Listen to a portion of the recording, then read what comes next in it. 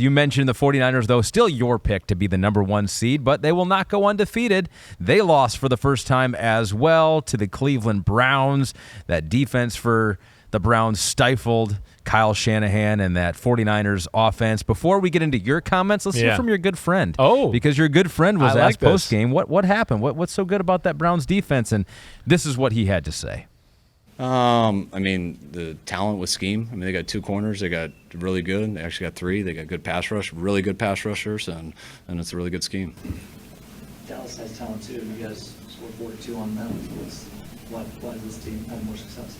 I just told you the other parts. What did he say? We don't compare one week to a team last week. Each Sunday's a different game. Oh. He goes, I just told you the other parts. Yeah. I just told you the other parts. Well, Dallas defense is good. It is. I don't want to it's not Cleveland's from the standpoint of Cleveland's corners, like he just said. You've heard me talk about this through the first 4 weeks of the year. I mean, Denzel Ward and Newsome are arguably, they're up there with any duo in football at corner. They are phenomenal. Like phenomenal. Right? And then the other guy he's talking about is 23, Emerson. He's a player too. He's a bigger type of corner. But, yeah, you look at that, and then you couple where they're different from Dallas is they have a little more meat in the middle. Dalvin Tomlinson is still a force to be reckoned with. You know, Elliott's playing better on the inside. The draft pick from Missouri from a few years ago, okay? And then, yeah, like you talk about, the 2 edge guys are beasts. I mean, they're beasts. Zadarius Smith is a beast still. He might not be the top-tier pass rusher, but playing the run and collapse in the pocket. And then, I mean, come on, Myles Garrett. I mean, Myles Garrett is definitely one of the 5 best defensive players in football. And then you add on top of that their linebackers, which are kind of damn good, and you put in JOK, okay? Jeremiah Owusu-Koramoah is one of the best linebackers in the NFL. He is everywhere. Like a Quincy Williams, like we just talked about a minute ago. He's even more everywhere than Quincy Williams. I mean, he is a great player. So, you know, that Dallas defense is really good. But, yeah, I don't think it's as good as Cleveland. I think Cleveland's better top to bottom. Number 1 right now. Your Cleveland Browns defense is number one of the NFL, I don't think I'm Cleveland's statistically, they're number 1, I think. Cleveland, they are statistically. And through 5 games, they've let up the least amount of yards since any defense in the history of the NFL since 1971. Which is crazy when you think about it, because yards are plentiful now, and it's like teams are throwing the ball way more than they used to. Teams get cheap yards, even when you go, man, this team dominated the game. They get the last 2 drives of the game, and you play prevent, and you go, whoa, their stats didn't look that bad. And you're like, actually, they sucked all game, and this team played prevent. Yeah. Like, they're not even giving up that type of stuff, right? So that's where, and I think their scheme is a little more complex than Dallas's. Dallas tries to confuse you with people at the line of scrimmage and try to, like, as we always talk about, controlled chaos. Yeah. Cleveland's not quite like that. Cleveland's got a little bit more versatility in their scheme. Dallas wants to put people at the line of scrimmage, play man, kind of confuse you with who's blitzing, who's dropping in there, who's playing man-to-man, and kind of do it that way. Cleveland is fine with, well, you can kind of see it's man, and I don't know exactly what these linebackers are doing, but it's a 4-man rush, and they can still get after you and kick your butt that way. Well, let's dig a little bit deeper into that, exactly what they did, because now Kyle Shanahan is 1-9 as a play caller. That's amazing. Dating back to his offensive coordinating days versus Jim Schwartz defenses. So is there something to this? What exactly did you mentioned they did it a little differently than the Dallas Cowboys. And there are some people that said, we talked about the 49ers, and they have injuries, of course. Trent Williams was up and down. McCaffrey was out for most of the game. Debo was out. And so, and the Browns had injuries too. It's just like Deshaun Watson was out. Nick Chubb was out. It's like offensive line injuries. Batonio, I think, was out. Right. Conklin's been out for a while. But on the defensive side, for Cleveland, they were pretty healthy. Yeah. And they showed it. Yeah. And they gave a whole lot of problems to the 49ers. What exactly did they do here? Well, I think the big thing is, one, their speed, right? And their speed, they're one of the fastest defenses in football, if not the fastest, okay? Then you get into their adjustments at the line of scrimmage, right? I think I wrote at one point the communication they were doing. Because the 49ers with their shifts and their motions and all that, They weren't just going to let the 49ers like, oh, you're going to shift us in motion and get into a position where now our defense is kind of outnumbered and you're going to go to this list of plays here, and we stayed in the same defense because, of what you saw before the shift in motion, and now you're just going to us over with Shanahan's specials. That's what Shanahan does. So they were like, no. When they shift in motion, we got to start thinking of like they go to a different group of plays here now that they're in this formation. So we got to make sure we worry about like the Rolodex of things that I taught you throughout the week that they're going to go to these plays now. So they had to communicate and kind of adjust the front and kick over the linebackers. And you're seeing corners talk to the safeties and all of that. I mean, that was like off the charts good. Like to the point where you were like, can they really keep this up all game? Like talking like this? I mean, it really was. You were seeing guys moving, and you're seeing everybody point and talk and move, and the linebackers hitting the defensive tackle's ass to move over, a spot or whatever. I mean, so obviously Schwartz has a good feel for what Shanahan wanted to do according to formations. I think that's the big thing. Then the second thing he did a little bit, you can't play the 49ers straight up. You can't. If you just play, we're going to play this gap and I'm going to play that gap, Shanahan's going to gash you in the run game. So they did a little bit of like what we talk about with Dallas, of the controlled chaos. We're going to stunt people and move people. And so you're not going to be able, this ain't the chalkboard where you're going to be able to teach your offense like, hey, if we block this guy and then we're going to double this guy and go up to that guy.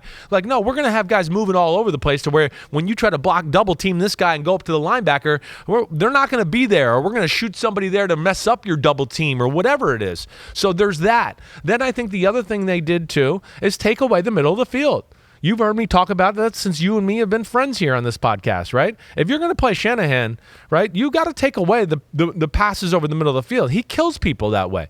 And they loaded the middle of the field throughout the day to basically like, you're not going to play action pass and boom, Debo down the middle. Play action pass, Kittle down the middle. That wasn't going to happen against them. So they played areas as well.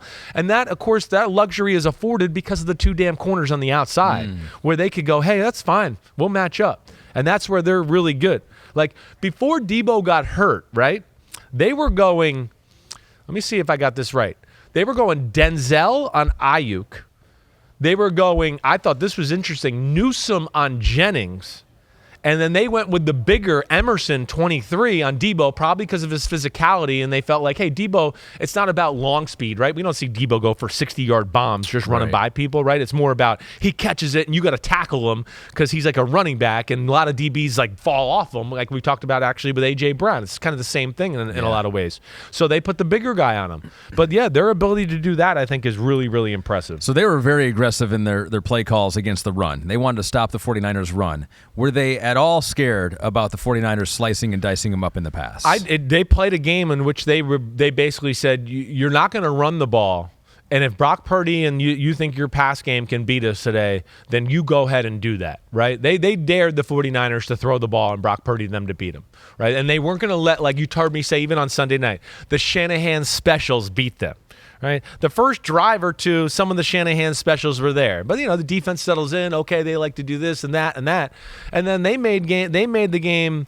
Yeah, they made the game about Brock Purdy throwing the football on a day where it was windy and a little rainy, and he certainly was not on his game. It was the worst game of Brock Purdy's career. I don't think I'm breaking news in that department.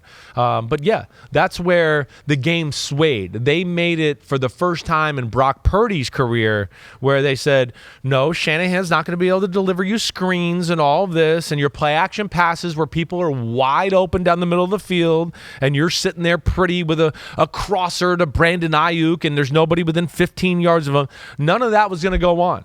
They made it about, like you've heard me say before, throw the ball outside the numbers, throw the ball down the field a little bit. That's what we'll give you, and let's see if he can hit those. And, of course, he was not on his game in that department. So let's dig into that just a little bit here because the question from Not Bucky Cox is, did the 49ers get screwed or screw themselves more in that game? Hard to tell, and you clearly want to give a whole lot of credit to the Browns, the defensive guys, the talent they have there. But there were some plays on the field that were just missed. Definitely. By Brock Purdy and this offense in general. So yards left on the field. We got a couple screenshots here. Maybe Pete, we can go back-to-back on both these plays. This is the Ayuk 33-yard reception, which could have been even more. This is, and again, you know how this is. It's the NFL. Like, if you don't take advantage of some of your chances every now and then, Here's a chance where you should get 7 points. Okay, they run a bootleg, and some of the misdirection stuff was working really good for them early on. Some of the bootlegs, the reverses, because they were taking advantage of the aggressive Browns defense here, right? But look at this. I mean, he's on the right hash. He's past the right hash. The guy defending him is still a yard on the left of the left hash. Yeah. So he's got, what do you think that is in separation there? 10 yards, 12 yards? Oh, maybe almost. Yeah, right? Around that area. Now, Brock Purdy, who had missed a few throws up to this point, I think he's a little bit careful of where he's throwing it. And he throws kind of a soft floater, okay? And because of that, it kind of dies out, and Ayuk has to kind of come back to it and stop to catch it. Where if he just drove the ball right into his chest, he's going to catch it running. And if you made me bet money, he's going to score a touchdown, if not get down to the 2 or 3, right? And instead, it gave Emerson, 23, the chance to get back into the play and at least cut him off around the 40-yard line, and made Ayuk then cut back. And, of course, then the rest of the troops got there to make the tackle. Yeah. But that was certainly a big opportunity missed there by Purdy and the 49ers. You do wonder how much the wet conditions, the weather, cool temps there in Cleveland were having an effect on Brock Purdy. At the combine, his hands measured 9 1/4 inches, which was in the 24th percentile for quarterback hands. They say football's a game of inches. I mean, sometimes quarter inches. Well, exactly for quarterbacks. right. There was another play on a screen, 3rd and 15, and so this is multiple indications that Purdy was not comfortable throwing the football on this day. Pete, do we have the 3rd and 15? Oh, sorry, it's coming. But either way, but that was a big play too. But this is another moment where 3 points are left on the board, at least, maybe more. Right? Here's a 3rd down where the ball is on the 40-yard line, maybe the 38 here, somewhere Browns, in there. Yeah, the Browns 38 or so, and it looks like the screen is developing here out to the left. The entire 4 offensive linemen are there to block 3 guys, Browns. right? I mean, he's got a wall in front of him, and this is a play call on a 3rd and long where Shanahan's just calling this. I believe it was 3rd and long, right? I know I watched a lot of football yesterday. 3rd and 15. Yeah, where he just wants to get an easier field goal kick for Jake Moody, right? And by all looks here, he's definitely going to get 8 to 10 yards, right? I think probably at worst is going to get 8 to 10 yards and set them up for a pretty field goal, let alone it might be a whole lot more than that.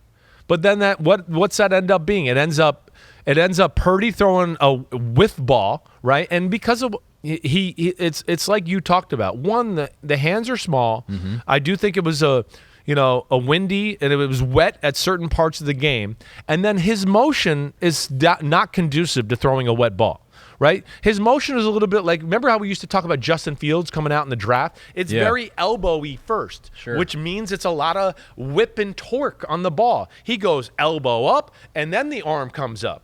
And think about that. That's a pretty big jerk of the football, right? Yeah. And if it's a little wet or whatever, it's going to squirt out of your hand. And that's what happened there. And that, again, was another big moment where not only were they maybe been able to, even if they didn't do anything, it was just an incompletion, they might have been able to go, hey, let's try to kick a long field goal. They end up punting the ball, right? There was 2 moments like that in the football game. After one of the early drives in the football game, P.J. Walker threw an interception. The 49ers had the ball on the 35, 1st and 10, going in, 36. They end up losing, a bunch of yards. And then and Moody has to kick the 50-something yard field goal and misses it. So those are big moments in the game where we just talked about 3 moments where I go, that's 9 points at least. It's 9 points at least. And they left out there on the field in a day, again, where they were close a bunch of times to going, hey, Browns, you're in trouble with P.J. Walker. We're up by 2 scores or 3 scores, and now you got to throw every play. And they could never quite get them to that moment, and that was because of their mistakes. And that Browns defense, it's like an NBA team where people go, nobody shoots good against this team, right? And you're like, why? I mean, there's people look like, but sometimes when and I'll try to paint a picture for people, you could watch film all week and go, damn, it looks like we got some places to throw the ball. We should be able to do this. You get on the field on Sunday and you go, whoa, these dudes are a little faster and bigger than I thought on film. Shit. whoa, what windows are closing in a hurry. Damn, the pocket is getting closed in a hurry. People are around me, and the windows down the field are like, whoa.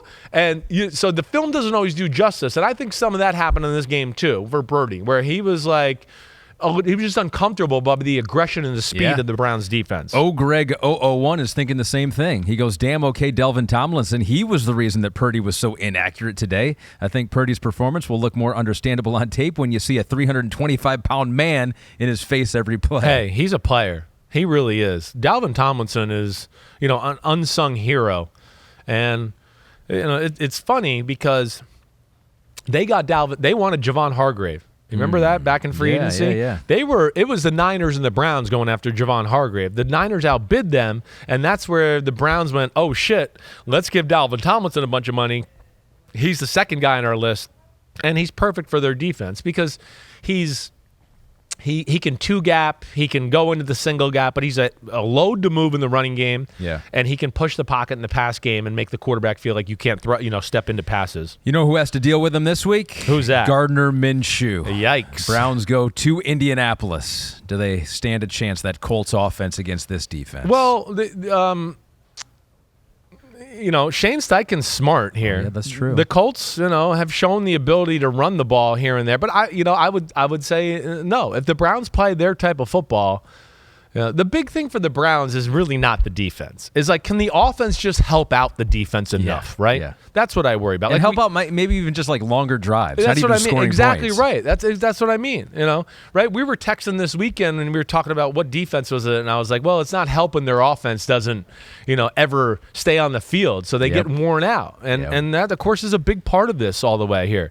Now they have a run game that they should be able to rely on no matter what to at least chew up some clock, but they obviously need better play from their quarterback and their passing game to sustain this, and we'll see where Deshaun Watson is because like you, I didn't think they had any chance without Deshaun Watson beating the 49ers. 49ers have some injuries as well. Maybe they'll get healthy. They have an extra day. Monday Night Football, 49ers at the Vikings. So it seems like Christian McCaffrey and Deebo Samuel actually have a chance to maybe play. Yes, it does seem like they got a chance will to or play. not, but I know. Kyle's not ruling it out. No. And those are two, they're Shanahan guys. They're psychos. They're going to push the limit of we're going to try to play, both of them. And that's why they fit that culture there so well. But we'll see. And of course, we know when they're on the field together, those two specifically, that's when that offense becomes a real pain in the ass. It is a difference, for them. And that was, of course, the thing that hurt the 49ers as well. We can't, Deebo not being in there, I'm sure took away about 20 plays out of the playbook for Shanahan. Yeah. Where he went, damn, I don't want to run this anymore. Than him not in there, right? Trent Williams missing a few series at left tackle was an issue. So they definitely had some injuries that played a part in this. I think we hit it all. We did, I'm not definitely. sure. You think we got it all? No, we got it. The one thing I'll say too, last thing here, I think that the Browns too early on playing man, and then kind of backed off it a little bit and played zones, and they're just so well coached with. They know where their leverage is. They know how to play leverage. They know where their help is. Yeah. So they don't take the cheese, right? They're not like, oh, wait, my guy kind of ran inside. I need to follow him inside. They're smart and go, wait, no, coach told me all week there's somebody in there. I don't need to go in there. I need to just sit back now and wait for somebody to come to my area. They're really good at all that. Yeah. Stop the run, stop the quick play action pass, I felt like was the whole Browns game plan, and of course it worked out in a big way. And ladies and gentlemen, that was one more thing, bordering on two more things, brought to you by Columbo, streaming exclusively on Peacock. Damn, and maybe three more things because Schwartz had a great feel for Shanahan's pass protections. That's the other thing I'll say too. Okay. He knew they're a slide protection team.